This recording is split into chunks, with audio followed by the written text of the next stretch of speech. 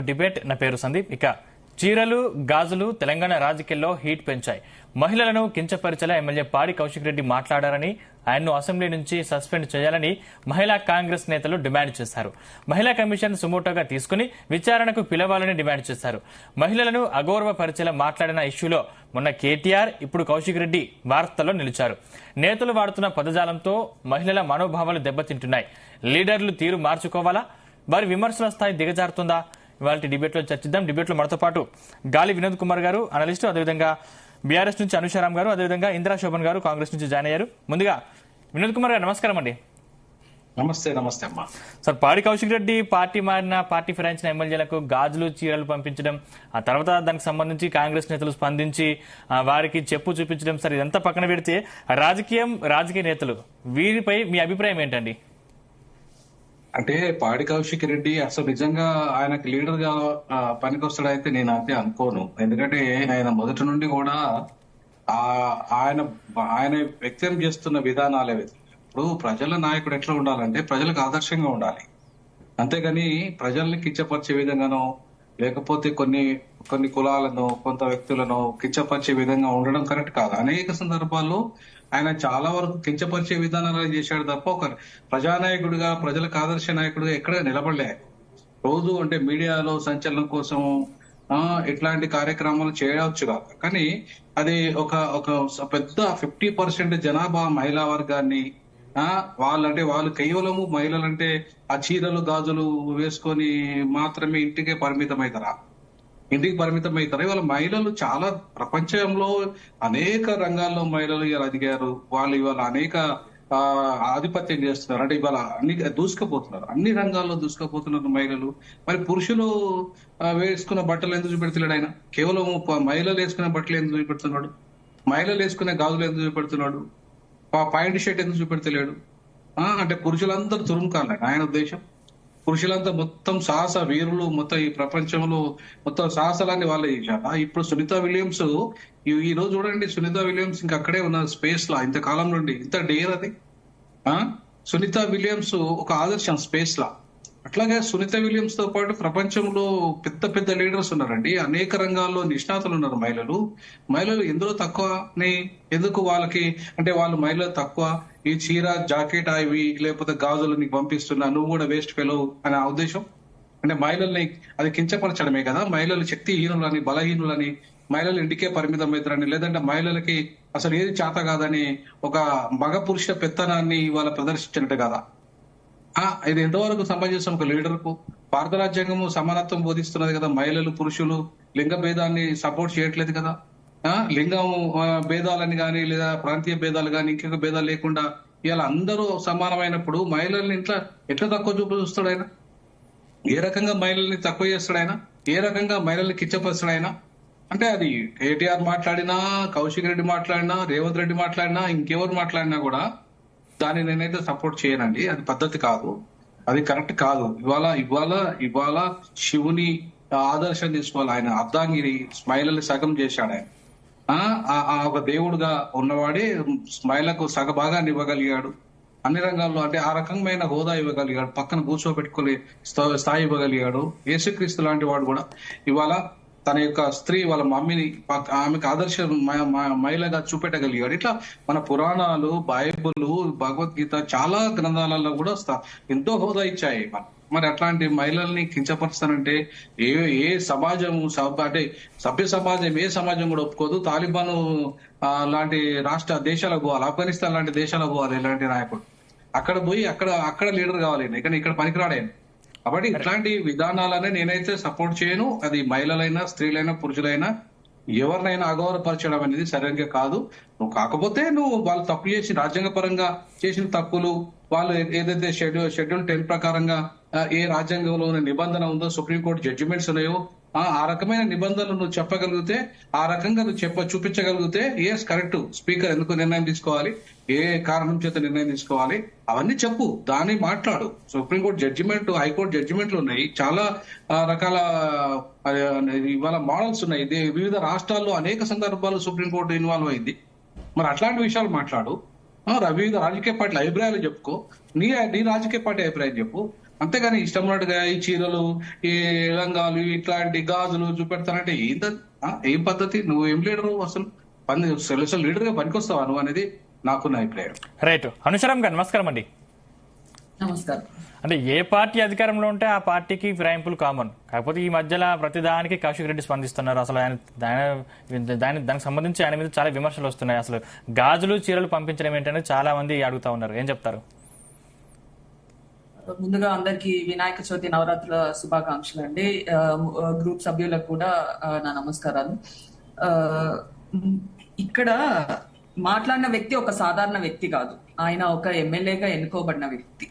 అసెంబ్లీలో కూడా చాలా సందర్భాలలో కూడా ఆయన మాట్లాడిన సందర్భాలు ఉన్నాయి. ఇవాళ ఆయన ఒక మాట అన్నాడు అని అంటే దానికి మహిళలని కించపరుస్తున్నట్టు కాదు. ఆయన ఒక భావోద్వేగానికి గురయ్యి పార్టీ ఎమ్మెల్యేల ఫిరాయింపులని తప్పు పడుతూ ఒక మాట అనడం జరిగింది. మీకు చేత కాకపోతే ఇళ్లలో కూర్చోండి అని చెప్పేసి అనడం జరిగింది. అంతే తప్పించి వాళ్ళని ఏదో ఆ మహిళలని కించపరుస్తూ లేకపోతే వెళ్ళిన వాళ్ళ పద్ధతి తీరు తప్పు, మీరు రాజీనామా చేసి వెళ్ళండి అని చెప్పే సందర్భంలో జరిగిన వాటిని మనము చాలా పెద్ద భూతద్దంలో పెట్టి చూస్తున్నాం. ఎందుకంటే ఇక్కడ ఇద్దరు ముగ్గురు పెద్ద మనుషులు వాళ్ళు ఏమంటారు అంటే మేము 2వ బెంచ్ లో 3వ బెంచ్ లో ఉన్నట్టుండి లేకపోతే 3 జడ్జిల 5 జడ్జిల మధ్యలో కూర్చొని మేము మా అన్ని మేము కేసులు మాట్లాడుకొని కావాలంటే హైకోర్టు కాదు దానికన్నా పైకోర్టుకి వెళ్ళి మేము సాధించుకుంటాం అంటే మీరు పార్టీ మారిన పద్ధతే తప్పు. ఫస్ట్ మీరు ఇక్కడ రాజీనామా చేసి అదే హోదాగా మీరు ఎవరైతే ప్రజల్ని మీకు ఓట్లేసి ఏ పార్టీలో ఉన్నప్పుడు మీకు ప్రజలు ఓట్లేసి గెలిపించుకున్నారో అదే ప్రజల్ని మీరు కించపరుస్తూ అవమానపరుస్తూ ఇవాళ ఇంకొక పార్టీలో పోయి చేరడం జరిగింది. అది తప్పు కాదా అండి? అది ప్రశ్నించడం మా పార్టీ హక్కు కాబట్టి మా పార్టీలో ప్రతి ఒక్కరికి అది హక్కు. కేసీఆర్ గారి గురించి గాని మిగతా వాళ్ళ గురించి గాని అన్ని నోరు తెరిస్తే ఇలా జరిగింది అలా జరిగింది. ఇవాళ ఏర్పడిన ప్రభుత్వం కాదు కదండి. వీళ్ళకి ఏం చేత కాకుండా ఇవాళ వరకు కూడా ఇన్ని ఉద్యోగాలు చేసినాం ఇన్ని ఇవి చేసినాం అని చెప్పేసి ఏం చెప్పుకోవడం చేత కాకుండా పొద్దున్న లేస్తే వీళ్ళకి చైర్మన్లు ఇస్తున్నామా, వాళ్ళకి మినిస్టర్లు ఇస్తున్నామా, వీళ్ళకి ఏం పదవులు ఇస్తున్నామో అని చెప్పేసి రాత్రి ఢిల్లీకి పోయి ఇవే జరుగుతున్నాయి తప్పించి అసలు ఇప్పటి వరకు ప్రజలకి ఇది చేసినాము అని చెప్పేసి గట్టిగా ఒక మీటింగ్లు పెట్టుకున్నది లేదు. కొన్ని సందర్భాలు కూడా లేవు. ఈయన కేవలం అందరు ఏలెత్తి చూపించి పార్టీ మారుతున్నారు అని చెప్పి అనడమే తప్పించి మీరు రాజీనామా చేయండి. వెళ్ళిన 10 మంది ఎమ్మెల్యేలు రాజీనామా చేసి మళ్ళీ అదే ప్రజలలో మీరు గెలవండి. గెలిస్తే మంచిదే కదా, మీకు గౌరవము మాకు గౌరవము. మా అనవసరంగా మా పార్టీలో గెలిచి పోయి పక్క పార్టీలో ఉండి మేమేదో చేసినాం మేమేదో వీకినామని అంటే అట్లా కాదు కదా విషయం. అందులో అడగడంలో తప్పేముందండి? రైట్. ఇంద్రశోభన్ గారు నమస్కారం అండి. నమస్తే, చెప్పండి. అంటే ఇప్పటికే దానం నాగేంద్ర లాంటి వ్యక్తి మాట్లాడే భాష మీద చాలా విమర్శలు వస్తున్నాయి. ఇప్పుడు దానికి తోడు మీరు చెప్పు చూపెట్టారు, దీని మీద కూడా చాలా విమర్శలు వస్తున్నాయి. ఏం చెప్తారు? ఫస్ట్ ఆఫ్ ఆల్ ప్యానెల్ లో ఉన్నటువంటి సోదరికి మరియు అన్నగారికి, జీ న్యూస్ ప్రేక్షకులకి కూడా గుడ్ మార్నింగ్. అది ఇవాళ పార్టీ ఫిరాయింపుల గురించి ఒక ఎమ్మెల్యేగా ఆయన మాట్లాడుతూ ఉన్నప్పుడు ఆయన గతాన్ని కూడా గుర్తుపెట్టుకోవాలి. పార్టీ ఫిరాయింపులు మొదలు పెట్టింది ఎవరు? తెలంగాణ రాష్ట్రం ఉమ్మడి ఆంధ్రప్రదేశ్ గురించి పక్కన వదిలేసేయండి, ఆ రాజకీయం వదిలేయండి. తెలంగాణ వచ్చిన తర్వాత తెలంగాణ రాష్ట్ర ప్రజలకి ఒక నూతనమైన తరహాలో మీరు రాజకీయాల్ని అందించాల్సిన అవసరం ఉంటుంది. బట్ అది ఎక్కడ జరగలేదు. కేసీఆర్ గారికి అబ్జల్యూట్ మెజార్టీ పైన ఏమంటారు సెంచరీ ఇచ్చినా కూడా ఆయన దానిని కాదనుకుని 88 మందిని ఇస్తే కాదనుకుని ఇవాళ కాంగ్రెస్ పార్టీని టీడీపీని ఇవాళ ఉన్నటువంటి ఈ రాష్ట్రంలో ఉన్నటువంటి ప్రతిపక్ష పార్టీలో గత 10 సంవత్సరాలు ఎవరైతే ఉన్నారో అసలు ఎవరు ఉండొద్దు, వాళ్ళ మనగడనే ఉండొద్దు, ప్రశ్నించే గొంతుకలు ఉండొద్దు అన్న లైన్ లో ఆయన రాజకీయాలు చేశారు. ఆనాడు గుర్తురాని ఫిరాయింపులు ఇవాళ ఎందుకు గుర్తొచ్చినాయని అడుగుతున్నాను నేను. ఈ గుర్తింపు విషయం కూడా ఇవాళ మీరు గవర్నర్ పోయి మొరబెట్టుకుంటున్నారు, కోర్టులకు పోతున్నారు, ఎక్కడంటే అక్కడ మీరు మొరబెట్టుకుంటున్నారు. మరి గతంలో ప్రతిపక్షంలో ఉన్నటువంటి ఇదే కాంగ్రెస్ మాట్లాడింది, ఇదే టీడీపీ మాట్లాడింది, ఇదే బీజేపీ మాట్లాడింది, వీళ్ళందరూ మాట్లాడినారు. మరి ఆ రోజు ఎందుకు వినబడలే? మీ చెవులు ఆ రోజు పని చేయలేవని అడుగుతున్నాను మీకు. ఆ రోజు కళ్ళు కనిపించలేవని అడుగుతున్నాను నేను. ఒక నిమిషం, ఇవాళ ఒక మహిళ గురించి మాట్లాడాల్సి వచ్చినప్పుడు కౌశిక్ రెడ్డి గారు ఆయన ఏమనుకుంటున్నా అర్థం కావట్లేదు. మరి ఆయన ముఖ్యమంత్రి స్థాయి కన్నా ఇంకా ఎక్కువ అనుకుంటున్నాడు, మనకు అర్థం కావట్లేదు. ఒక ప్రజాప్రతినిధిగా ప్రజలు నీకు ఇచ్చినటువంటి దానిని మ్యాండేటరీని గౌరవించాల్సిన అవసరం ఉన్నది. పదజాలాన్ని కూడా చాలా జాగ్రత్తగా చెప్పాల్సినటువంటి అవసరం ఉంది. ఆడవాళ్ళంటే అంత చులకన భావం ఎందుకు ఈయనకని అడుగుతున్నాను నేను. ప్రతిసారి ఒక నిత్యం ప్రజల్లో ఉండేటువంటి ఒక సీతక్కని ఆయన ఏ రకంగా అంటే రకంగా మాట్లాడి ఆమెను అగౌరవపరిచినటువంటి పరిస్థితి. రెండో విషయం, గవర్నర్ అంటే తమిళిసై గారు గవర్నర్ గా ఉంటే ఆమెను కూడా ఏమంటారు చెప్పాలని కొన్ని ఏమంటారు వర్డ్స్ అసలు నేను ఇప్పుడు మామూలు ఒక ఉమెన్ గా నేను చెప్పడానికి కూడా ఇబ్బంది పడుతున్నాను. అలాంటి వర్డ్స్ ఆయన మాట్లాడినప్పుడు నేషనల్ ఉమెన్ కమిషన్ పిలిచి చివాట్లు పెట్టినటువంటి పరిస్థితి.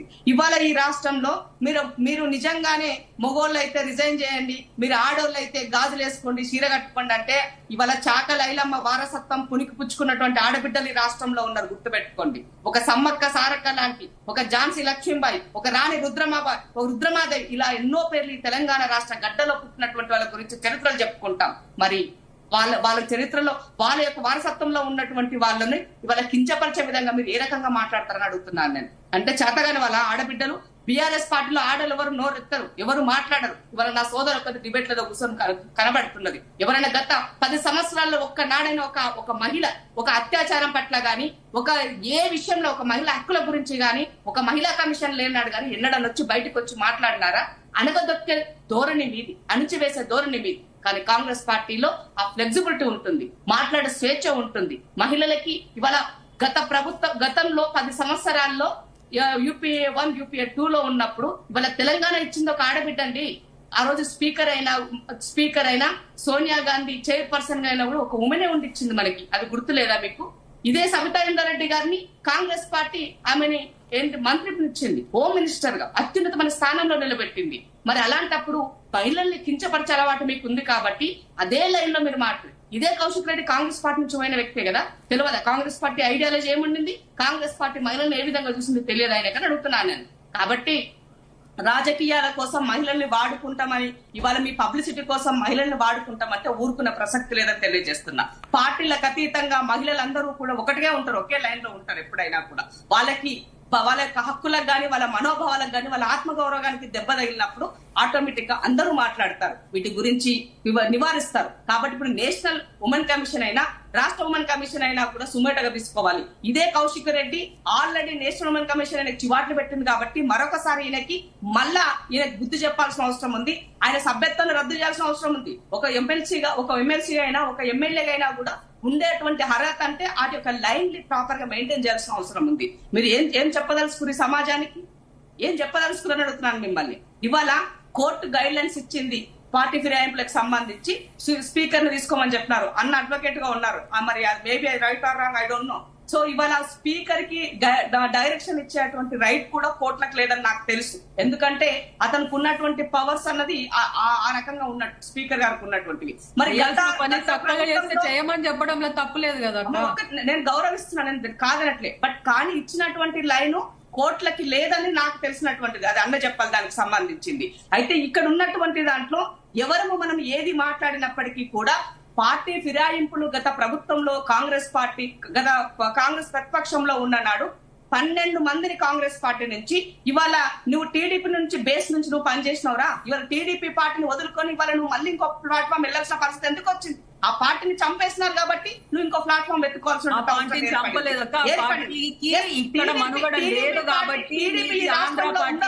చెప్పారు కాబట్టి మరి ఆ పార్టీకి సంబంధించిన కార్యక్రమాలు కూడా ఇక్కడ జరగదు కదా. ఇక్కడ రీజనల్ పార్టీ కాబట్టి స్పెషల్ గా ఇక్కడ జాయిన్ అయ్యింది. ఇప్పుడు సందర్భం వచ్చింది కాబట్టి నేను గుర్తు చేశాను తప్ప నేను మిమ్మల్ని అనాలని ఇంటెన్షన్. ఇదే 2009లో రాజశేఖర్ రెడ్డి గారు కూడా ఈ రాష్ట్రంలో రాజకీయాలు ఒక నూతన వరవడికి వెళ్లాల్సిన అవసరం ఉంది. ఈ ప్రజలు మాకు మ్యాండేట్ ఇచ్చినప్పుడు దాన్ని కాపాడుకోవాల్సినటువంటి బాధ్యత ఈ నాయకత్వాన్ని.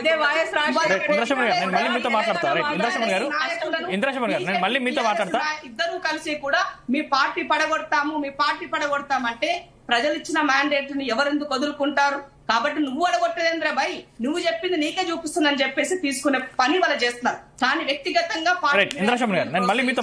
నేను దాన్ని వ్యతిరేకిస్తాను. కానీ జరుగుతున్నటువంటి దాంట్లో మాట్లాడేటువంటి మాటల విషయంలో కౌశిక్ రెడ్డి ఒళ్ళు దగ్గర పెట్టుకుని ఉండాల్సిన అవసరం ఉంది. కేటీఆర్ మెప్పు పొందాలని అనుకుంటే మాత్రం ఇవి ప్రజలు బుద్ధి చెప్తారని మాత్రం గుర్తుపెట్టుకోవాల్సిన అవసరం ఉంది. రైట్, అనుషారాం గారు ఏం చెప్తారు? అంటే మొదటగా పాల్పడింది మీరే అని చెప్తున్నారు. మొదటిగా పాల్పడింది మేము కాదండి. ఉమ్మడి రాష్ట్రం గురించి అక్క మాట్లాడద్దన్నారు కానీ ఇది కాంగ్రెస్ నుంచి వస్తున్న వ్యవహారమే. 2009లో వైఎస్ రాజశేఖర్ రెడ్డి గారు కూడా ఇదే కదా తెలంగాణ వాదాన్ని మొత్తం ఖతం చేద్దామని చెప్పేసి ఉద్దేశంతోటే ఆనాడు కూడా టీఆర్ఎస్ ఎమ్మెల్యేలను కాంగ్రెస్ లో జాయిన్ చేసుకోవడం జరిగింది. ఇప్పుడు తెలుగుదేశం పార్టీని మొత్తం ఖతం చేసిరు అంటే తెలుగుదేశం పార్టీని ఇవాళ మొత్తం ఏం ఖతం చేయలేదే, వాళ్ళకు కూడా అక్కడ అధికారికంగా కూడా చాలా మంది నాయకులు వాళ్ళు వీళ్ళు కూడా ఉన్నారు. మరి ఇక్కడ కూడా వాళ్ళని కూడా మీటింగ్లు పెట్టుకోమని చెప్పండి, వాళ్ళని కూడా ప్రతిపక్షంగా ఉండమని చెప్పండి, గెలవమని చెప్పండి. వాళ్ళని ఖతం చేయాల్సిన అవసరం మాకేమొచ్చింది? మేము రీజనల్ పార్టీగా ఇక్కడ ఎస్టాబ్లిష్ అయినాము, మేము ఇక్కడ లోకల్ పార్టీ కాబట్టి లోకలిజం కావాలని చెప్పి తెలంగాణ వాదము నిలబడాలి కాబట్టి మా తెలంగాణ పార్టీలోకి వచ్చి వాళ్ళు స్వతహాగా వాళ్ళు వచ్చి జాయిన్ అయ్యి వాళ్ళ తరఫు నుంచి పబ్లిక్ ప్రజలకు గానీ ఏం చేయాలనో వాళ్ళ తరఫు నుంచి వాళ్ళ సేవా ప్రభావం తోటి వాళ్ళు జాయిన్ అయ్యారు, వచ్చిర్రు. ఆ రోజు మేము మా దాంట్లోకి రండి అని చెప్పేసి మేము వాళ్ళని ఏం మేము బ్లాక్ మెయిల్ చేసి మేము రమ్మని చెప్పి మేము అనలేదే. వచ్చిన వాళ్ళ గతంలో పార్టీ కాంగ్రెస్ నేతలు పార్టీ ఫిరాయించినప్పుడు అసలు కాంగ్రెస్ నేతలు ఎప్పుడు కూడా అంటే చీరా గాజులు చూపెట్టలేదు కదా, అసలు ఇప్పుడు ఎందుకు కౌశిక్ రెడ్డి అంతలా రియాక్ట్ అవుతున్నారు అనేది ఒక ప్రశ్న. చీరా గాజుల గురించి మీరు ఒత్తి మరీ మీరు చెప్తున్నారు. ఎందుకంటే ఈ సందర్భం కూడా ఎందుకు చెప్పాల్సి వచ్చిందంటే వెళ్ళిన ఎవరైతే ప్రతినిధులు ఉన్నారో ఈ పార్టీలో చాలా పెద్ద సందర్భాలు పెద్ద పదవులు కూడా అనుభవించిన వాళ్ళే, మినిస్టర్ గా ఉన్న వాళ్ళే, చాలా ఎంపీలుగా ఉన్న వాళ్ళే వెళ్ళిన వాళ్ళు. ఇంకొకరైతే నిన్నగాక మొన్న వెళ్ళిన ఆయన పోయి కండవ కప్పుకొని ఫోన్లు చేసి ఫోన్ కాల్స్ కూడా ఎన్ని లీక్ కాలేదు, ఆయన కూడా మనం అందరం కలిసి మీరు వస్తే మనం అందరం కలిసి ఇప్పుడు పార్టీలో చేరడం జరుగుతున్నది అని చెప్పి స్వతహాగా ఆయన నోట్ తోటి మీడియా ముందే ఒప్పుకోవడం జరిగింది, ఫోన్ కాల్స్ బయటికి రావడం జరిగింది. మళ్ళీ అదే వ్యక్తి వచ్చేసి నేను దేవుడు కండువా కప్పుకున్నా, ఇప్పుడు నేను బీఆర్ఎస్ లోనే ఉన్నట్టే, కానీ మళ్ళీ అదే పెద్ద మనిషికి మళ్ళీ కాంగ్రెస్ పార్టీలో చైర్మన్ ఇవ్వడం జరుగుతుంది. అంటే చూస్తున్న ప్రజలు పిచ్చోళ్ళ, ఓటేసిన ప్రజలు పిచ్చోళ్ళ, లేకపోతే మనం ఇక్కడ ఏదైతే మనం ఇట్లా చూపిస్తున్నామో మనం పిచ్చోళ్ళమా అండి? నాకు అర్థం కాదు. ఇంకొక ఆయననేమో నేను 7th బెంచ్ లో తేల్చుకుంటా, 5 జడ్జిల దగ్గర తేల్చుకుంటా అంటారు. ఇంకొకలేమో ఇదే పదవుల కోసం నాకు ఉంటే ఓకే లేకపోతే ఓకే అన్నట్టు వాళ్ళు కూడా పైరవీలు చేస్తూ ఉన్నారు. కనిపిస్తూనే ఉన్నది కదా వెళ్ళిన వాళ్ళు ఏం ఆశించి వెళ్తున్నారు అని చెప్పేసి. ఇవాళ ఇదేమి కొత్త కాదు కదా. కాంగ్రెస్ ఇచ్చిన ఆమెను కూడా మేము ఎట్లా గౌరవించుకోవాలన్నా అదే విధంగా మేము గౌరవించుకున్నాం. ఆమెను మేము కించపరిచే విధంగా గానీ అవమానించే విధంగా గానీ మేము ఏ రోజు ముందుకు పోలేదు. ఇందాక అక్క అంటున్నట్టు ఆమె కూడా ఇచ్చిన ఆమె కూడా ఇది ఉన్నది సీతక్క అంటే అసెంబ్లీలో మాట అడుగుతున్నప్పుడు ప్రశ్న అడుగుతున్నప్పుడు జవాబు ఇవ్వాల్సిన హక్కు మాకుంది కాబట్టి కౌశిక్ రెడ్డి గారు ఇవ్వాల్సిన సందర్భం వచ్చింది కాబట్టి ఆయన ఇచ్చిర్రు. ఇవాళ మహిళలని కించపరుస్తున్నట్టు అని అంటే మీకు చేత కాకపోతే ఇళ్లలో కూర్చోండి. ప్రజలను ఎందుకు అవమానించినట్టు, ఓట్లు వేసిన వాళ్ళని అవమానించినట్టుగా మీరు ఇదే పదవులు ఇదే ఇచ్చిన స్థాయిని తీసుకొని పోయి పక్క పార్టీలో చేసి ఏం మీరు రుబాబ్ జలాయించుకుందామని చెప్పేసి అదే ఇది ఉన్నప్పుడు మీరు రాజీనామా చేసి మళ్ళీ అదే స్థానాల్లో గెలవండి. ఇంకా మంచిదే కదా, మీకే మంచిదే కదా, మీదే గెలుస్తుంది కదా. అలా తప్పేముందండి? కౌశిక్ రెడ్డి గారు చేసిన దాంట్లో కూడా మేము పూర్తిగా మేము సపోర్ట్ చేసినా చేయకపోయినా కూడా అనవలసిన సందర్భం వచ్చింది కాబట్టే ఆయన ఆ విధంగా వ్యక్తం చేశారు. రైట్ వినోద్ కుమార్ గారు, అంటే మొత్తం వ్యవహారంలో అంటే మార్పు రావాలి, మార్పు కావాలి, మార్పు చెందాలి అంటే ఏం చేయాలంటారు?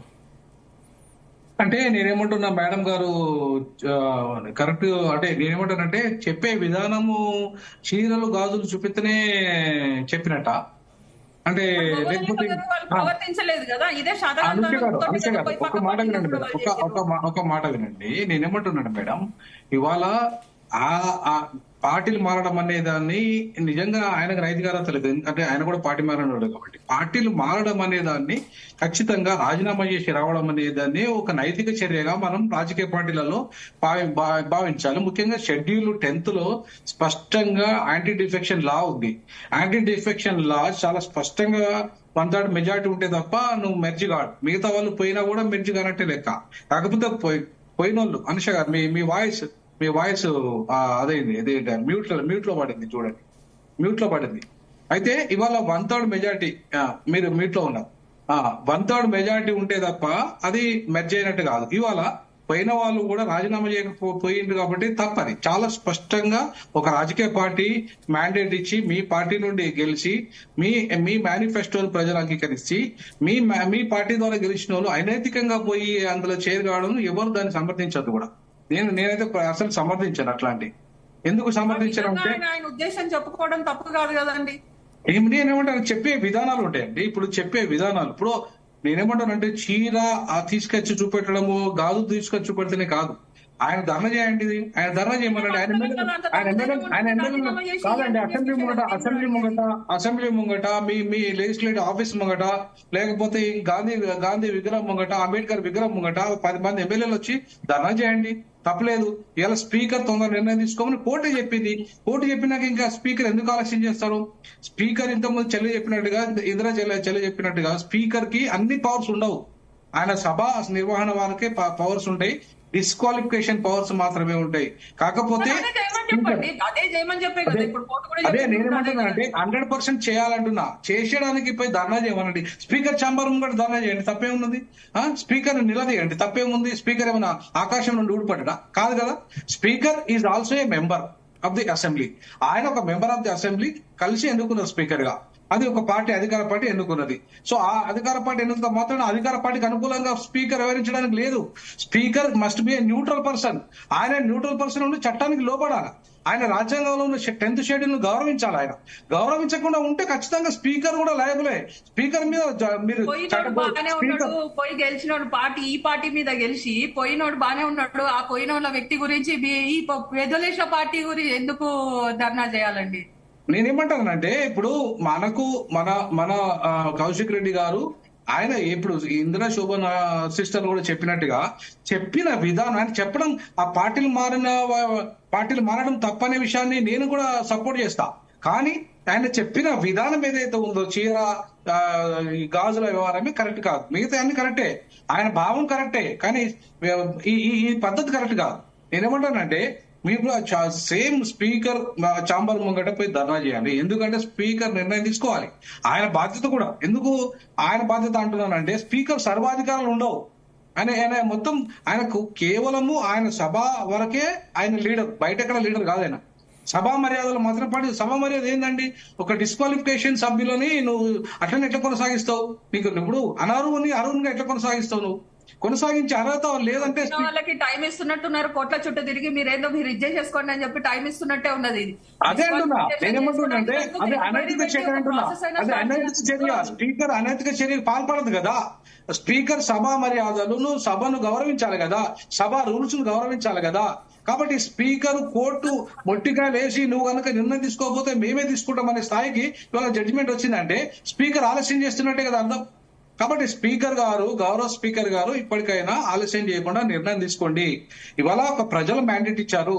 ఆ ప్రజల మ్యాండేట్ కు వ్యతిరేకంగా స్పీకర్ కూడా నిర్ణయం తీసుకునే అధికారం లేదు. చట్టం ఇది చెప్తుంది.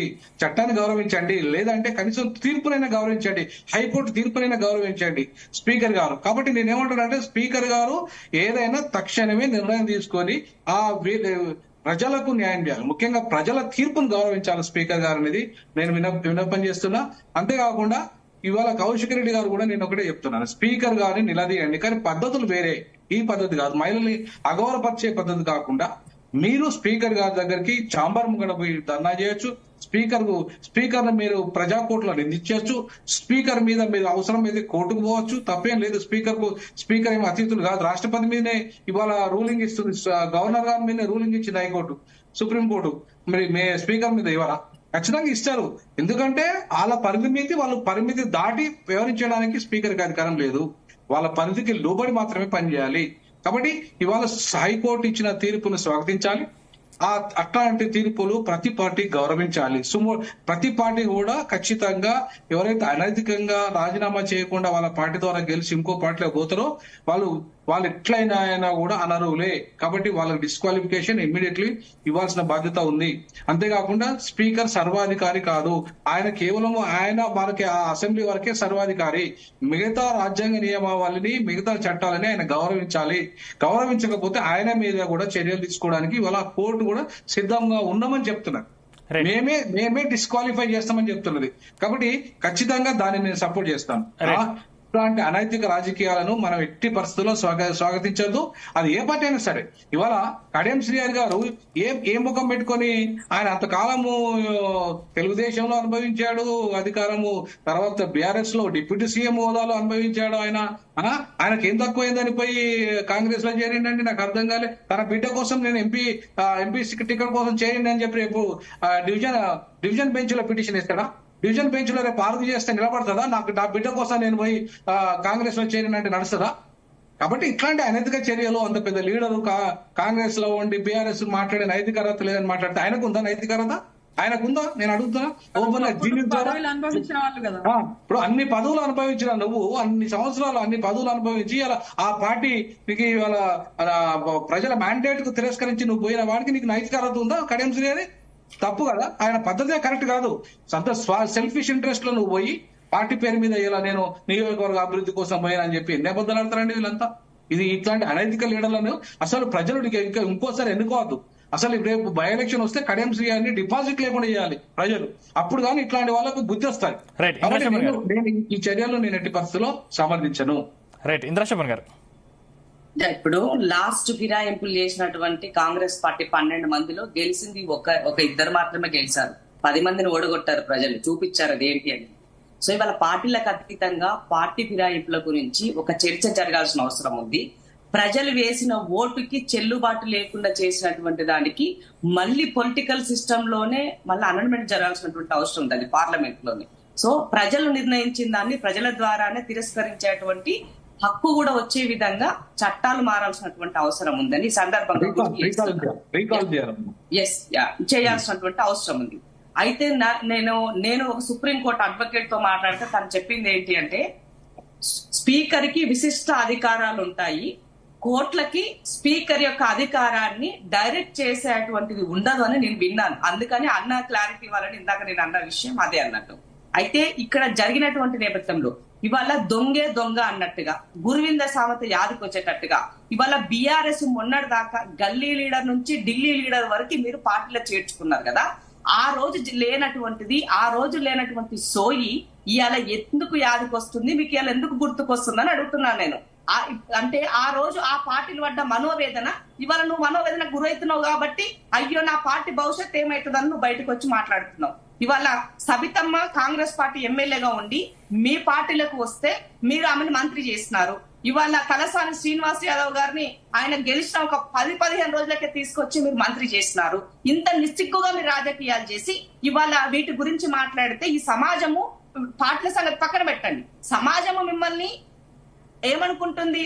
నువ్వు మొన్నటిదాకా చేసినావు కదరా, నిస్సిగ్గుగా ఇవాళ మళ్ళీ మాట్లాడుతున్నావు, నువ్వే మొహం పెట్టుకొని మాట్లాడుతున్నావు అని మన మాస్ లాంగ్వేజ్ లో చెప్తున్నారు ప్రజలు. ఇది నేను చెప్తున్నటువంటి విషయం కాదు. ఇవాళ ఒక తెలంగాణ ఉద్యమకారుని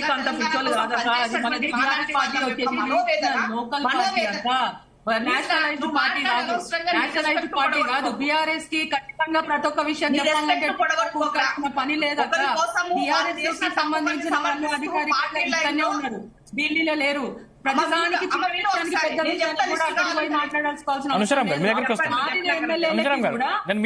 మారిన ఎమ్మెల్యేలకు కూడా తెలుసు అవగాహన ఉన్నది. రీజనల్ పార్టీ మేము ఇక్కడనే జాయిన్ అవుతాం, ఇక్కడ లోకల్ వాళ్ళ కోసం, ఇక్కడ తెలంగాణ ప్రజల కోసం, ఇక్కడ మేము వాళ్ళ కోసం, మా నియోజకవర్గాల కోసము వాళ్ళు గెలిచిన వాళ్ళు కూడా వచ్చి చేరడం జరిగిందే తప్పించి ఇది నేషనలైజ్డ్ పార్టీ కదా మేము మాకు వేరే ఏవో పదవులు వస్తాయని చెప్పేసి ఏ రోజు అట్లా జాయిన్ అవ్వడం జరగలేదక్క.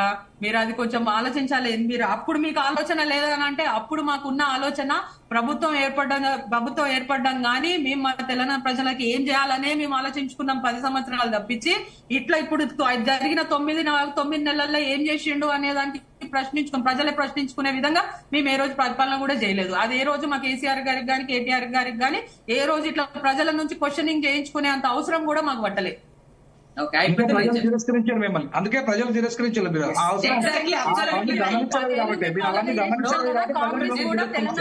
కాబట్టి మీరు మాట్లాడేమో అని చెప్పేసి ఇవాళ ప్రజలు కూడా చూస్తున్నారు. ఏం చేస్తారు ప్రజలు కూడా చూస్తారు కదా, చూపించమని చెప్పండి.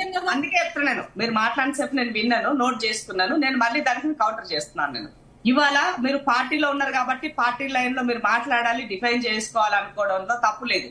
కానీ మనం ఒక లీడర్ గా ఎస్టాబ్లిష్ అయ్యి ఇక్కడ దాకా వచ్చినాము, ఎవరు అండదండ లేకుండా వచ్చినాం అంటే బికాస్ ఆఫ్ అవర్ క్యారెక్టర్, ఆ పబ్లిక్ పట్ల మన కమిట్మెంట్ అన్నది మనం గుర్తుంచుకోవాల్సిన అవసరం ఉన్నది. అయితే రెండో విషయం ఏంటంటే ఇవాళ కేసీఆర్ గారు గాని, కేటీఆర్ గాని, హరీష్ రావు గారు గాని వీళ్ళు ఎవరినన్నా బతకనిచ్చిరా గతంలో? కనీసం కాంగ్రెస్ పార్టీకి ప్రతిపక్ష హోదా లేకుండా చేశారు. బట్టి ఒక దళితుడిగా సిఎల్పి లీడర్ గా ఉంటే సహించుకోలేనటువంటి పరిస్థితిలో ఉన్నారు. ఒక దళితులు మమ్మల్ని ప్రశ్నిస్తారనే విధంగా ఆలోచనలో ఉన్నారు వాళ్ళు. ఇంత దరిద్రమైనటువంటి డిఎన్ఏ నుంచి వచ్చినటువంటి రాజకీయ నాయకత్వంలో మనం పని చేయాలంటే ఎట్లా పని చేస్తామని అడుగుతున్నాను. తెలంగాణ ఉద్యమకారులకు ఒక్కరు కూడా అవకాశం ఇయ్యలే ఉద్యమకారులకి వాళ్ళను తెలంగాణ వద్దు అన్నటువంటి తిట్టినటువంటి తన్నినటువంటి వాళ్ళని తీసుకొచ్చుకుని కుడి ఎడమగా రాజకీయం చేసి 10 సంవత్సరాలుగా వాళ్ళకి మాట్లాడే నైతిక హక్కు లేదు చెల్లే. ఇలా కేసీఆర్ గారు ఫామ్ హౌస్ కి ఎందుకు పరిమితమైనారు, ఇవాళ అసెంబ్లీకి వచ్చి ఎందుకు మాట్లాడతలేరంటే ఆయన తప్పులు ఆయనకు ఉన్నాయి తెలుసు కాబట్టి, ఆయన అంతరాత్మకు తెలుసు, మాట్లాడే పరిస్థితులు లేదు కాబట్టి. అది వాళ్ళ హరీష్ రావు గారు ఆ పాత్ర పోషిస్తారు బయటకు వచ్చి. అది ప్రజలు మాట్లాడుకుంటారు తిరిగి, మనం చెప్పాల్సిన అవసరం లేదు. మీరు ఒక్కసారి సోషల్ మీడియాలో గానీ వాళ్ళు మాట్లాడిన దాని కింద యూట్యూబ్ లో గానీ మీరు కిందికి వెళ్ళి ఒక్కసారి గమనించినట్లయితే ప్రజల నుంచి వచ్చేటువంటిది ఏంటి అనేది మనకు అర్థమవుతుంది. కాబట్టి 1కి 10 సార్లు చెప్పేది ఏంటి అంటే పార్టీ ఫిరాయింపులకి సంబంధించినటువంటి దాంట్లో తప్పు ఎవరు చేసినా తప్పే. కానీ ఇవాళ తప్పు చేసిన వాడే తప్పంటేనే ఇవాళ బాధగా ఉంది. అది కరెక్ట్ కాదు అంటున్నా, ఆ పద్ధతి కరెక్ట్ కాదు. ఎక్కడో ఒక దగ్గర మార్పు అన్నది రావాలి. కోర్టు ఇచ్చినటువంటి దాన్ని స్వాగతిస్తూనే ఎట్ ద సేమ్ టైం ఈ కోర్టులకు గతంలో జరిగినటువంటి విధ్వంసం ఎందుకు గుర్తు రాలేదని మాత్రమే నేను గుర్తు చేస్తున్నా. ఇంద్రశోభన్ గారు మీరు ఒకటి క్లారిటీ ఇవ్వండి. అంటే ఇప్పుడున్న 10 మంది ఎమ్మెల్యేలు మీ పార్టీలో చేరినట్టా లేకపోతే బీఆర్ఎస్ లోనే ఉన్నట్టా? ఇప్పుడు ఒక మాట ఇప్పుడు కాంగ్రెస్ పార్టీలో చేరినరా చేరలేదా, వాళ్ళ సభ్యత్వం ఉందా లేదా, ఏం జరుగుతుంది అన్న దానికి వాళ్ళ అంతరాత్మలకు తెలుసు. నేను ఉన్నామని కూడా ఇప్పుడు ఒకసారి ఓ పార్టీకి వచ్చి నీకు మద్దతు ఇస్తున్నా, మీతో ఉండాలనుకుంటున్నాం. ఇప్పుడు కాంగ్రెస్ పార్టీ కాడ ఏం లేవు, వాళ్ళకి మేము ఇవ్వడానికి లేవు. కేసీఆర్ దగ్గరన్నా పోంటారు, కట్టల డబ్బులు ఉన్నాయి కాబట్టి అవసరమైనప్పుడు ఏదో నయానో భయానో అన్ని రకాల కొన్నారు. కనీసం గత ప్రభుత్వంలో పోలీస్ స్టేషన్ కి వెళ్తే ఒక చిన్న ఎఫ్ఐఆర్ కూడా ఫైల్ కాలే. ప్రతిపక్షంలో ఉన్న వాడి పక్షాన కేసులు పెట్టి వాళ్ళని ఇబ్బందులకు గురి చేస్తున్నారు. ప్రతి నాయకుడికి ఎక్కడో దగ్గర ఏదో రకమైనటువంటి రాజకీయ లూపులు ఉన్నాయి. ఆ లూపులను ఆసరా చేసుకుని వాళ్ళ పార్టీలో జాయిన్ చేస్తున్నారు లాస్ట్ పీరియడ్ అంతా కూడా. ఎస్ ఈ టర్మ్ లో కాంగ్రెస్ పార్టీలో తిరిగి వాళ్ళు వచ్చినారంటే తెలంగాణ రాష్ట్రంలో కేసీఆర్ వచ్చిన తర్వాత రాజకీయ అవకాశ వాదం పెరిగిపోయింది. పర్సనల్ ఎజెండాతోనే రాజకీయాలు నడుస్తున్నాయి. పబ్లిక్ ఎజెండా లీడర్లు లేకపోవడమే దీన్ని మనం గమనించాల్సిన అవసరం ఉన్నది. 10 రూపాయలు పెట్టు 100 రూపాయలు సంపాదించు, ఇవాళ ఇన్వెస్ట్ చేయి, అధికారం ఏడుంటే ఆడ తిరుగు, ఈ రకమైనటువంటి రాజకీయాలకి కేసీఆర్ రాజ్యం పోశారు. తెలంగాణ వచ్చిన తర్వాత నూతన రాజకీయాలు వస్తాయేమని ఎక్స్పెక్ట్ చేసిన యువతకి ఇవాళ నీరుగార్చే ప్రయత్నం చేశారు. సో ఇవాళ కాంగ్రెస్ పార్టీ దేశవ్యాప్తంగా రాహుల్ గాంధీ గారు కాన్స్టిట్యూషన్ ని పట్టుకొని ఎందుకు పని చేస్తున్నారు, వాళ్ళ మార్పు రావాలని ఎందుకు కోరుకుంటున్నారు అని అంటే వాళ్ళ తాత ముత్తాతల నుంచి వచ్చినటువంటి రాజకీయాలని ఈ ప్రజలు ఏ విధంగా ఏమంటారు రిజర్వేషన్ల పరంగా ఉండొచ్చు, భూముల పరంగా ఉండొచ్చు, బ్యాంకుల పరంగా ఉండొచ్చు, ప్రభుత్వ పరంగా ప్రజలకి ఏ విధంగా దగ్గరగా ఉన్నారో ఇవన్నీ కూడా రాను కేంద్ర ప్రభుత్వంలో బీజేపీ ఉండడం, తెలంగాణ రాష్ట్రంలో కేసీఆర్ ఉండడం ద్వారా ఇవన్నీ కూడా నీరు గారుతూ పోతున్నాయి. కాబట్టి వీటిని కాపాడుకునేటువంటి నేపథ్యంలో రాహుల్ గాంధీ గారు అడుగులు వేస్తున్నారు. ఈ రాష్ట్రంలో అధికారం వచ్చినప్పుడు ఈ రాష్ట్రానికి గారికి ఉండింది కాబట్టి ఆ దశలోనే ఇవాళ మీరు ఇచ్చేటువంటి చౌకబారినటువంటి స్టేట్మెంట్లకి నేను భయపడేంద్రబాయ్ నేను అడుగు ముందుకేసి డోర్లెక్కుతున్నా, మీరు వచ్చే వాళ్ళు రండి అని చెప్పినారు. వాళ్ళు వచ్చే వాళ్ళు వాళ్ళకి ఇష్టమైతే ఉంటారు, లేదంటే పోతారు. అంతకు మించి తప్ప వీడు వేరే ఇంకా ఏమీ లేదు. చేరినటువంటి ప్రజాప్రతినిధికి ఆ రెస్పెక్ట్ ఉండాల్సినటువంటి అవసరం ఉంది అని నైతిక హక్కు వదిలేస్తున్నాం. రైట్ అనుచరం గారు, అంటే కౌశిక్ రెడ్డి గారు ఎవరి మన్ననలు పొందడం కోసం, ఎవరి మెప్పు పొందడం కోసం ఇంతలా రియాక్ట్ అవుతున్నారు అని చెప్పేసి ఒక ప్రశ్న తలెత్తుతోంది. ఏం చెప్తారు? మీరు అన్మ్యూట్ చేసి మాట్లాడారా? మెప్పు ఆయనకి అవసరం లేదండి. కంప్లీట్ చేయండి క్వశ్చన్. చెప్పండి. ఎవరి మన్ననల కోసం ఎవరి కోసం ఎవరిది అవసరం లేదండి. ఎందుకంటే ఆల్రెడీ ఆయన ఒక ఎమ్మెల్యే స్థాయిలో ఉన్నారు. ప్రజల తరఫున ఎమ్మెల్యే స్థాయిలో ఉండి ఇలా మాట్లాడడం కరెక్ట్ అని ప్రశ్న తలెత్తుతా ఉంది.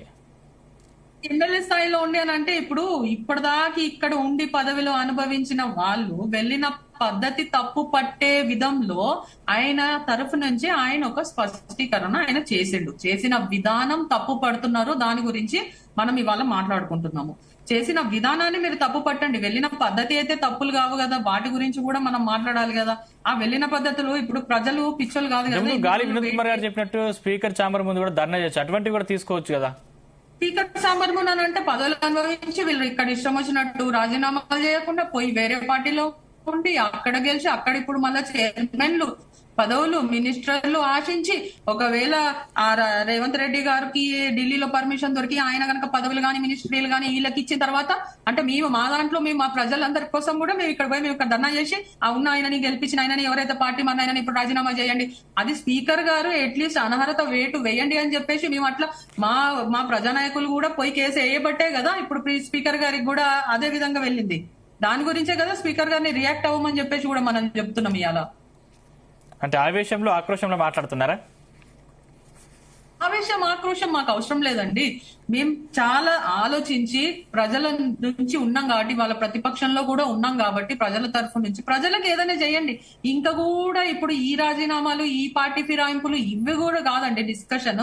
రేపు ఉద్యోగాల గురించి మనకి ఇప్పుడు ఎన్ని వేల అప్పులు చేసి మనం దేశాన్ని మన రాష్ట్రాన్ని ఇచ్చేస్తున్నాం. 10,000 కోట్ల దాకా అప్పు అయింది 9 నెలల ఇదే కాంగ్రెస్ పార్టీ నుంచి. ఏం చేసిర్రు, ఏం చేయబోతున్నాము, వాటి గురించి మనం మాట్లాడుకుంటే బాగుంటది.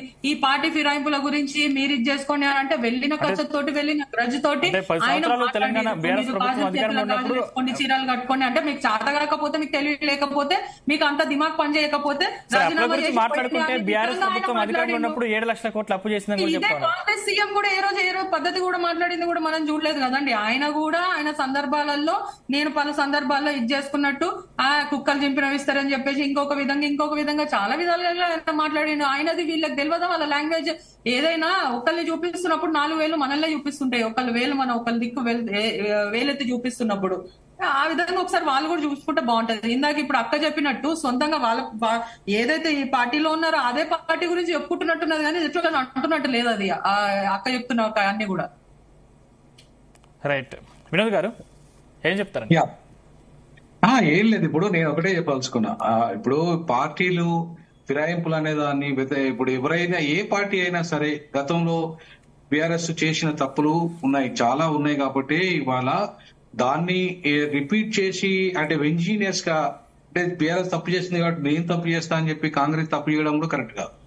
ఇప్పుడు వాళ్ళు బీఆర్ఎస్ వాళ్ళు మా ప్రభుత్వాన్ని పడగొడతారు అనడానికి ఇప్పుడు ఆధారాలు ఏమున్నాయి చెప్పండి? పడగొడతారు అనడానికి ఇప్పుడు మీకు ప్రజలు మ్యాండేట్ ఇచ్చిన తర్వాత ఒకవేళ బీఆర్ఎస్ అనైతికంగా పడగొడతారన్నా సరే ప్రజలు ఊరుకోరు. ప్రజలు ఎట్టి పరిస్థితుల్లో తిరుగుబాటు చేస్తారు. ఎందుకంటే 10 ఏళ్లు పరిపాలించిన నియంతృత్వ ప్రభుత్వానికి వ్యతిరేకంగానే ఇవాళ ప్రజలు తీర్పిచ్చారు. ప్రజలు కేసీఆర్ ను తిరస్కరించారు. మరి తిరస్కరించిన కేసీఆర్ ప్రభుత్వాన్ని ఇవాళ కేసీఆర్ పార్టీని నుండి ఇవాళ వీళ్ళు అనైతికంగా పోయిన వాళ్ళని కూడా రేపు ప్రజలు తిరస్కరిస్తారు. గతంలో జరిగింది అదే. 12 మంది పోతే 10 మంది ఓడిపోయారు కదా. ఇవాళ 10 మందిలో 10 మంది ఓడిపోయే పరిస్థితి ఉంది. ఇవాళ 10 మందికి 10 మంది ఓడిపోతారు అక్కడ. మళ్ళా కనుక వాళ్ళు కనుక కాంగ్రెస్ లో పోటీ చేసినా సరే ఓడిపోతారు అలా అంతా. కాబట్టి కాంగ్రెస్ తర్వాత బీఆర్ఎస్ మళ్ళీ కాంగ్రెస్ అని మొత్తం మీద ఫిరాయింపులు జరుగుతున్నట్టు తెలుస్తుంది. అంటే దీనికి ఎక్కడైనా పులి స్టాప్ పడే అవకాశం ఉందంటారా? నేనేమంటానంటే చట్టంలో ఇవాళ రీకాల్ సిస్టమ్ వచ్చేదాకా ఇంతకుముందు ఇందిరా శోభన్ సిస్టర్ చెప్పినట్టుగా రీకాల్ సిస్టమ్ వస్తే తప్ప దీనికి విముక్తి లేదు. మరి అది రాహుల్ గాంధీ గతంలో ఒకసారి మాట్లాడింది ఈ అంశాల్లో మా పార్టీ ఎట్టి పరిస్థితుల్లో ఇట్లాంటి ప్రోత్సహించదు అన్నాడు. మరి అట్లాంటప్పుడు రాహుల్ గాంధీ ఎట్లా ఈ 10 మందిని యాక్సెప్ట్ చేస్తున్నాడు? వాళ్ళ విధాన నిర్ణయమే ఇతర పార్టీల రాజీనామా చేయకుండా చేర్చుకోమన్నాడు. మరి ఎట్లా చేర్చుకున్నాడు ఆయన? ఎట్లా ఒప్పుకుంటున్నాడు ఆయన? ఇప్పుడు రాహుల్ గాంధీ ఆ రాజ్యాంగం పట్టుకొని చెప్పినంత మాత్రాన ఆ రాజ్యాంగంలో ఉన్న 10th షెడ్యూలే కదా చెప్తున్న చట్టం. మరి 10th షెడ్యూల్లో ఉన్న చట్టాన్ని అమలు చేస్తామని రాహుల్ గాంధీ ఆయన వాళ్ళ ఏఐసిసిలో తీర్మానం చేశాడు. వాళ్ళు నేషనల్ కన్వెన్షన్ లో తీర్మానం చేశాడు. మొత్తంగా అసలు అంగీకరించమన్నాడు. మరి వీళ్ళు పార్టీ ఫిరాయించిన వాళ్ళు రాజీనామా చేయకుండా వస్తే ఎట్లా అంగీకరించాడు ఆయన? రేవంత్ రెడ్డి ఎట్లా సపోర్ట్ చేస్తున్నారు దాని విధానాన్ని? రాహుల్ గాంధీ సపోర్ట్ చేస్తున్నాడు. మరి రాహుల్ గాంధీ తప్పు కదా. రాహుల్ గాంధీ రాజ్యాంగం పట్టుకున్నప్పుడు రాజ్యాంగ నియమాల్ని అమలు చేయాలి కదా పార్టీ. మరి అమలు చేయకుండా ఇతరులకు చెప్తే నీతి చెప్తే మరి అది ఎట్లుంటారు ప్రజలు ఎట్లుంటారు? రాహుల్ గాంధీ కూడా దాని గురించి ఆత్మ పరిశీలన చేసుకోవాలా. మరి రేవంత్ రెడ్డి కూడా మరి నా ప్రభుత్వం మీ కూలగొట్టే దమ్ము మీకు ఉందా? ఒకవేళ ఉంటే మీరు ఎట్లా చేయగలుగుతారు? ఎందుకు చేస్తారు? నా ప్రభుత్వం చేస్తున్న తప్పులేంటిది? ప్రజలు కదా నాకు ఇచ్చిన మ్యాండేట్ అనే అంశాన్ని పక్కన పడేసి నువ్వు చేసిన గతంలో తప్పు చేసిన కాబట్టి నేను చేస్తా అని చెప్పి ఇలా 10 మందిని చేసుకుంటే 10 మంది మొత్తం 30 మంది వస్తారన్నారు కదా. మరి ఏమైంది? 30 మంది ఎందుకు రాలేకపోయారు? 10 మందికి ఎందుకు పరిమితం అయిపోయింది? అది కూడా ఇవాళ కోర్టు మటికాయలు ఎందుకు వేసింది? మళ్ళా రేపు ఒకవేళ నీకు ఎన్నికల బై ఎలక్షన్ వస్తే కూడా రేపు ఎంతమంది గెలుస్తారు నీ పార్టీ తరఫున? రేవంత్ రెడ్డి గ్యారంటీ ఇవ్వగలుగుతారా? 10 మందిని కూడా గెలిపేయగలుగుతాడా రేవంత్ రెడ్డి? రేవంత్ రెడ్డి ఇవాళ ఆయన మీద ఉన్న ఆరోపణలు ఏంటంటే ఇవాళ ఆయన సపోర్ట్ తోనే బీజేపీ 8 ఎంపీలు గెలిచింది అనేది. ఇవాళ బీజేపీ 8 ఎంపీలు గెలిచే 8 ఎమ్మెల్యేలు ఉన్న వాళ్ళు 8 ఎంపీలు ఎట్లా గెలుస్తారండి? ఇలా బీఆర్ఎస్ ఉంది అని ఎప్పుడు నెట్టేస్తాడు ఆయన గాని. అసలు ఇవాళ సహకరిస్తున్నది బీజేపీకి ఇంటర్నల్ గా రేవంత్ రెడ్డి. ఆ అంశాన్ని నేను మాట్లాడతలేను, కాంగ్రెస్ లో ఉన్న మేజర్ పెద్ద సీనియర్ మోస్ట్ లీడర్లే చెప్తున్నారు అన్నమాట. మరి ఇట్లాంటి రేవంత్ రెడ్డి ద్వంద్వ విధానాలు అనుభవిస్తూ ఒకవైపు బీజేపీకి ఇంటర్నల్ గా సహకరిస్తున్న రేవంత్ రెడ్డి, మరొక వైపు ఇవాళ కాంగ్రెస్ యాక్చువల్ గా బీజేపీ కాంగ్రెస్ ను ఖతం చేయాలనుకున్నది, బీఆర్ఎస్ కాంగ్రెస్ ను ఖతం చేయాలనుకున్నది. అట్లాంటి బీజేపీకి ఎట్లా సపోర్ట్ చేస్తాడు ఈయన? అంటే తన ఓటుకు నోటు కేసును ఇవాళ సహకరించుకోవడానికి ఇలా ఓ తెలంగాణ వానికి రాజ్యసభ ఇవ్వకుండా ఎవరికి ఇచ్చాడు? ఆయన ఢిల్లీ వానికి ఇచ్చాడు. ఆ ఢిల్లీ ఓటు ఎవరు? ఆయన సుప్రీంకోర్టు న్యాయవాది. ఎందుకు అవసరం ఏంది ఆయనకి ఇవ్వాల్సిన అవసరం ఏంది? ఇవాళ నీ యొక్క వెన్నును ప్రొటెక్ట్ చేసుకోవడానికి మాత్రమే కదా. ఇవాళ ఇట్లాంటి విధానాలు కరెక్ట్ కాదు. రేవంత్ రెడ్డి ఇవాళ చంద్రబాబు నాయుడు అనే గురువు అక్కడ ఉన్నాడు, నేను ఇక్కడ ఉన్న శిష్యుని అనుకొని ఇలా బాబు సమైక్యవాద విధానాలను లేదా బాబు దోపిడీ విధానాలను ఇది హైడ్రా పేరుతో హైడ్రామాలు చేసుకుంటా ఇవాళ సామాన్యుని పొట్టగొట్టే విధానం, మధ్యతరగతి ప్రజల్ని పొట్టగొట్టే విధానం. మీకు దమ్ముంటే పాలసీ మీద డిబేట్ పెట్టి ఫస్ట్. హైడ్రా పాలసీ లేదు, ఒక పాలసీ రూపొందించలేదు హైడ్రా ఇంతవరకు. హైడ్రా మీద హైడ్రామాలు జరుగుతున్నాయి అక్కడ. ఇప్పుడు నీ చంద్రబాబు నాయుడు ఎన్ని ఆక్రమించాడు, ఎంత ధ్వంసం చేశాడు ఆంధ్ర. నీ గతంలో ఉన్న రాజశేఖర రెడ్డి ఈ తెలంగాణ ప్రాంతాన్ని ఎంత ధ్వంసం చేశాడు, ఎంత విధ్వంసం చేశాడు. మరి అవన్నిటి మీద చర్చ జరగద్దా? కేవలం కేసీఆర్ మీద ఒక్కరి మీద చర్చ జరుగుతుందా? నీకు రాజశేఖర రెడ్డి మీద చెయ్యి, చంద్రబాబు పాలన మీద చెయ్యి, నెక్స్ట్ కేసీఆర్ మూడోవాడు, కేసీఆర్ మీద చెయ్యి. అంతేగాని కేసీఆర్ తెలంగాణ వాని ఒక్కరి మీదనే దుమ్మెత్తి పేస్తానంటే రేవంత్ రెడ్డి ఆ సమైక్యవాదులో తొత్తుగా మారినట్టే లెక్క. ఆయనకి నిజంగా చిత్తశుద్ధి ఉంటే రేవంత్ రెడ్డికి రాజశేఖర రెడ్డి హయాంలో ఎట్లా విధ్వంసం జరిగింది, ఏ రకంగా చెరువులు కబ్జా అయినాయి, ఎందుకు అయినాయి, మరి వాళ్ళ మీద చర్యలు ఏం జరిగినాయి, చంద్రబాబు నాయుడులో ఏ రకంగా చెరువులు విధ్వంసమైనాయి, ఏ రకంగా మొత్తం తెలంగాణ విధ్వంసం అయిపోయింది. ఇవాళ హైటెక్ సిటీ పేరు మీద హైదరాబాద్ లో ఉన్న చుట్టూ భూములను ఎవరు ఆక్రమించారండి? చంద్రబాబు నాయుడు కాదా? చంద్రబాబు నాయుడు క్యాస్ట్ కాదా? ఇవాళ గతంలో రాజశేఖర రెడ్డి కాదా? రాజశేఖర రెడ్డి కులం కాదా? మరి వీటన్నిటి మీద ఎక్కడ చర్చ పెడతలేడు రేవంత్ రెడ్డి. ఎందుకు రేవంత్ రెడ్డి ఇవాళ కేవలం కేసీఆర్ ని టార్గెట్ చేస్తున్నాడు, లేదా ఆ ఎమ్మెల్యేలను టార్గెట్ చేస్తున్నాడు? అంటే బయాస్డ్ కాదా ఇది? కాబట్టి రేవంత్ రెడ్డి కూడా తన విధానాలను మార్చుకోవాలి. ఖచ్చితంగా తెలంగాణ రాష్ట్రము అనేది కేసీఆర్ వచ్చిన తర్వాత ఒక అస్తిత్వం వచ్చింది తెలంగాణలో. ఆ తెలంగాణ అస్తిత్వాన్ని కాపాడుతుంది కేసీఆర్. సరే ఆయన తప్పులు జరిగినాయి కావచ్చు, లేదంటే ప్రజలు అందుకే తీర్పిచ్చిండ్రు ఆయనకు వ్యతిరేకంగా. కానీ స్వయం పాలన దిశగా కేసీఆర్ అడుగులు వేసాడుగా. కేసీఆర్ తెలంగాణ ప్రత్యేక రాష్ట్రాన్ని సాధనలో కీలకంగా వివరించాడు కదా. రేవంత్ రెడ్డి లేక చంద్రబాబు సంఖ నాగలేదు కదా. మరి అట్లాంటి కేసీఆర్ కు ఇలా పూర్తిగా టోటల్ విధ్వంసకారుడు అని చెప్పేసి పూర్తి స్థాయిలో ముద్రేస్తే ఎట్లను? అది కరెక్ట్ కాదు. కేసీఆర్ చేసిన తప్పులను అది చేస్తాము. మాకు తెలంగాణ ఉద్యమకారులు కేసీఆర్ అవకాశాలు ఇవ్వాలి. తెలంగాణ అస్తిత్వాన్ని కేసీఆర్ అంటే ఒకవైపు కాపాడుతూ దొరల అస్తిత్వాన్ని మాత్రమే కాపాడిండు. ఆయన ఎస్సీ ఎస్టీ బీసీ మైనార్టీలో తెలంగాణ ఉద్యమంలో పనిచేసిండ్రు, ఉద్యమకారులకు అవకాశం మేలే అవమానపరిచింది. కాబట్టి ఇవాళ ప్రజలు ఆయనను అవమానపరిచారు. భవిష్యత్తులో కూడా కేసీఆర్ బుద్ధి చెప్తారు పద్ధతి మార్చుకోకపోతే. కేసీఆర్ పద్ధతి మార్చుకోవాలి. ఆయన కూడా ఇవాళ ఏ రకంగా ఆత్మ పరిశీలన చేసుకోవాలి, ఆ రకమైన ఆత్మ పరిశీలన చేసుకుంటేనే ఆయన పార్టీకి అస్తిత్వం ఉంటుంది ఇక్కడ. లేకపోతే తిరిగి మళ్ళా సమైక్యవాద పాలనలోనే వాళ్ళ అనుచరుల పాలనలోనే మళ్ళీ పోతుంది అనే విషయాన్ని ఇలా రేవంత్ రెడ్డి రూపంలో చూడాలి. రేవంత్ రెడ్డి 10 ఏళ్ళు నేను తిష్ట వేస్తా అంటాడు. మరి సమైక్యవాదుల యొక్క కుట్రల్ని రేవంత్ రెడ్డి ఎందుకు బయట పెడతలేడు? ఇవాళ తెలంగాణ అస్తిత్వాన్ని పూర్తి స్థాయిలో కాపాడడానికి రేవంత్ రెడ్డి ఎందుకు ముందుకు వస్తలేడు? కాబట్టి నేనేమంటున్నానంటే ఇవాళ ఒక ఉద్యమకారునిగా, తెలంగాణ ఉద్యమకారునిగా తెలంగాణ అస్తిత్వానికి మొదటి ప్రియారిటీ ఇస్తాను, తెలంగాణ ఆత్మగౌరవానికి 2వ ప్రియారిటీ ఇస్తాను, తెలంగాణ ప్రజల అభివృద్ధికి 3వ ప్రియారిటీ ఇస్తాను. అంతేగాని నువ్వు ఇష్టంగా ఇంతకుముందు విధ్వంసకారులకు సపోర్ట్ చేస్తావు రేవంత్ రెడ్డి, నేను సమైక్యవాదులకు సపోర్ట్ చేస్తా, గతంలో ఉన్న వాళ్ళ పాలకులు నేను ఏమన్నా కేసీఆర్ మాత్రమే టార్గెట్ చేస్తా అంటే ఎట్టి పరిస్థితుల్లో తెలంగాణ సమాజం ఊరుకోదండి. తెలంగాణ సమాజం వాళ్ళ ఇప్పుడు కౌశిక్ రెడ్డి అంటే చెప్పిన విధానం తప్పు కావచ్చు, కానీ చెప్పిన సారాంశం రైటే కదా.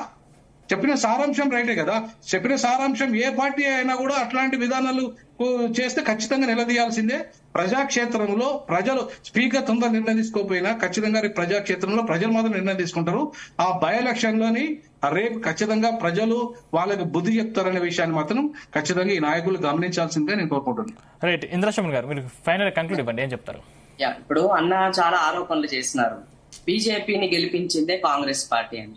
ఎక్కడైనా రెండు ప్రధానమైనటువంటి జాతీయ పార్టీలు ఒకటి ఉంటాయన్న అది మీకు కూడా తెలుసు. వాళ్ళ ఐడియాలజీ మా ఐడియాలజీ కంప్లీట్ డిఫరెంట్. మీరు మా ఐడియాలజీలో ఉన్నటువంటి వాళ్ళు ఇవాళ తెలంగాణ రాష్ట్రంలో కేసీఆర్ పూర్తిగా బీజేపీతో ఉన్నారన్నది అందరికీ తెలుసు.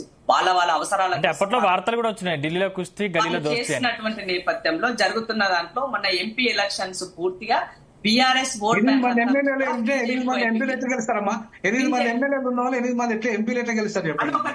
మీకు ఒకటి చెప్తాను. ఇప్పుడు బీజేపీ అప్పుడు తెలంగాణ రాష్ట్రంలో ఎమ్మెల్యే ఎలక్షన్స్ అనుకోసం 3 పార్టీలు ఫైట్ చేస్తాయి. 3 పార్టీల్లో 2 పార్టీలనే కీరోలుగా తీసుకున్న ప్రజలు కాబట్టి కాంగ్రెస్ కి గెలిపించారు, బీఆర్ఎస్ కి కొన్ని సీట్లు ఇచ్చారు. అప్పుడు బీజేపీ ఏంటి అన్నది అర్థమైపోయింది ప్రజలకి. కాబట్టి కేసీఆర్ దృష్ట్యా వాళ్ళు తీసుకున్న నిర్ణయాలను బట్టి మన సమాజం అటువైపుకి మొగ్గు చూపలే. సో ఆటోమేటిక్ గా నేషనల్ పార్టీ ఎంపీ ఎలక్షన్స్ అంటే నేషనల్ గా చూస్తారు. సో ఆటోమేటిక్ గా ఉన్నటువంటి 2 పార్టీల దాంట్లో కాంగ్రెస్ బీజేపీ అనుకున్నప్పుడు తెలంగాణలో కేసీఆర్ కే పని లేనప్పుడు దేశంలో ఏం పని ఉంది ప్రజలు డిసైడ్ చేసుకున్నారు. కాబట్టి ఆటోమేటిక్ గా బీఆర్ఎస్ ఓట్ బ్యాంక్ అంతా కూడా బీజేపీ వైపు టర్న్ అయింది. బీఆర్ఎస్ నాయకులందరూ కూడా బీజేపీకి ఓటు వేయండి, మాకు ఏకపోయినా పర్వాలేదు, కనీసం వాళ్ళకి వేయండి, వాళ్ళకి గెలిపించండి అని పెద్ద ఎత్తున క్షేత్రస్థాయిలో బీఆర్ఎస్ నాయకులు ప్రచారం చేశారు. నేనే సాక్ష్యం వాటికి, ఎందుకంటే లోకల్ క్షేత్రస్థాయిలో ఎలక్షన్ ఇన్ఛార్జి నేను పని చేశాను కాబట్టి.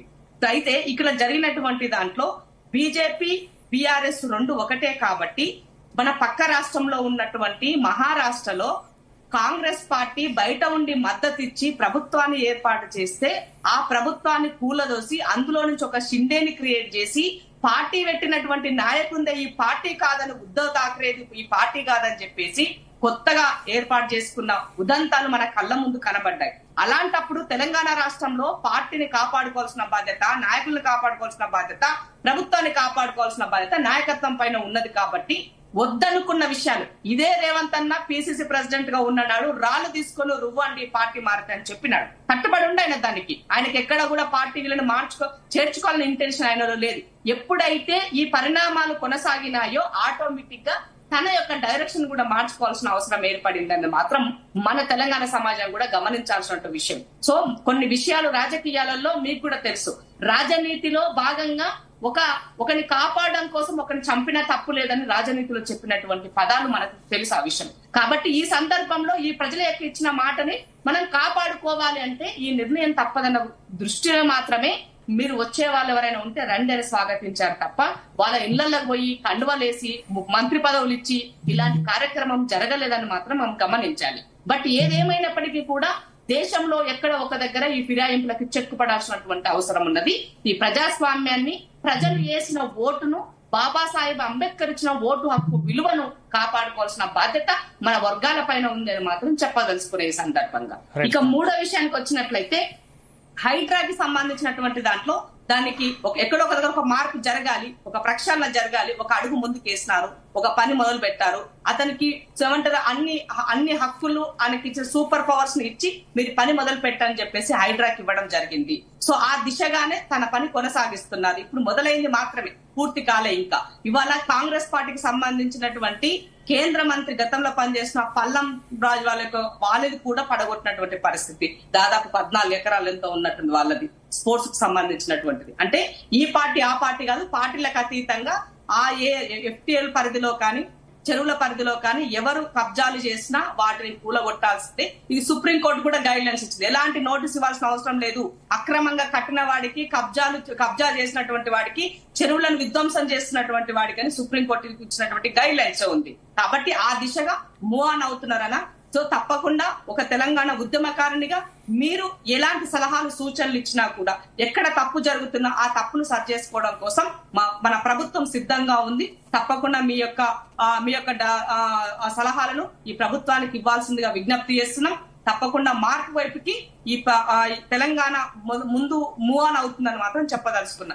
కేసీఆర్ లాగా విధ్వంసం వైపుకి కాకుండా విధ్వంసం చేసిన దాన్ని సరిచేసే పనిలో రేవంత్ రెడ్డి గారి నాయకత్వం ముందుకెళ్తుందని మాత్రం చెప్పదలుచుకున్నాం. చౌకబారు స్టేట్మెంట్లు పొద్దున్న లేస్తే ఏదో ఏమంటారు ఫ్రంట్ పేజీలో ఉండాలి అని, మీడియాలో 24 గంటలు నా పేరే రావాలని కౌశిక్ రెడ్డి చౌకబారు స్టేట్మెంట్లు చేస్తే చిన్నవాడివి, ఏజ్ ఉన్నది, రాజకీయాల్లో ఇంకా 10 రోజులు ఉండేటువంటి పరిస్థితి ఉన్నది. కాబట్టి ఆయన యొక్క క్యారెక్టర్ ను కూడా కాపాడుకుంటూ ముందుకెళ్లాలని మాత్రం ఈ సందర్భంగా సజెస్ట్ చేస్తున్నా. అలా కాకుండా చేసినట్లయితే ఇప్పటికి ఆల్రెడీ ఒక తప్పు చేస్తే నీకు ఓసారి పిలిచి చివాట్లు పెట్టినారు. నువ్వు మళ్ళీ మహిళల విషయంలో కించపరిచే విధంగా మాట్లాడితే ఎట్టి పరిస్థితుల్లో సహించేది లేదు. గుంజి కొడతారని గుర్తుపెట్టుకోవాలి. ఆడబిడ్డల చీపురు కట్టలకు చెప్పులకు పని చెప్తారని మాత్రం చెప్పదలుచు. రైట్ థ్యాంక్ యూ అండి. థ్యాంక్ యూ ఇందిరా శోభన్ గారు, థ్యాంక్ యూ గాలి వినోద్ కుమార్ గారు, అదేవిధంగా అనుశ్రామ్ గారు, థ్యాంక్ యూ అండి. చర్చలో మాతో పాటు పాల్గొన్నందుకు ధన్యవాదాలు.